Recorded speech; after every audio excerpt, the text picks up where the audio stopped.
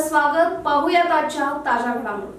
कोमल येथे नवीन सुरू करण्यात आलेल्या चालुक्य फायनान्स कंपनीचा शुभारंभ माजी मंत्री वीरकुमारजी पाटील यांच्या हस्ते फीत कापून उद्घाटन केले. तर माजी जिल्हा पंचायत उपाध्यक्ष पंकज पाटील, सर्जेराव जाधव, विश्वजित लोखंडे, नरसिंह पाटील, अरुण पाटील, संजय खोत व विश्वजित लोखंडे यांच्या हस्ते दीप प्रज्वलन केले. प्रारंभी संस्थेचे प्रमुख धैर्यशील पुगावकर यांनी उपस्थितांचे स्वागत केले. यावेळी शिवाजीराव साळुंखे यांनी चालुक्य आत्मनिर्भर स्पोर्ट्स फाउंडेशन कोल्हापूर ही सेवाभावी संस्था असून ती सध्या संपूर्ण भारतात जिल्हास्तरीय, राज्यस्तरीय व राष्ट्रीय स्तरावर विविध उपक्रम राबवत असल्याचे सांगितले. खेळाडू घडवणे, महिला सक्षमीकरण, युवक विकास आणि पर्यावरण संवर्धन या क्षेत्रात संस्थेचे कार्य सुरू आहे.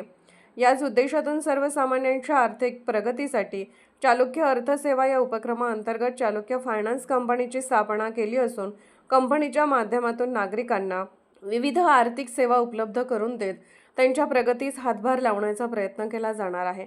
ग्रामीण भागातील लोकांना आर्थिक मदत, मार्गदर्शन आणि स्वावलंबनाची संधी देणे हा या उपक्रमामागचा मुख्य हेतू असल्याचेही त्यांनी स्पष्ट केले.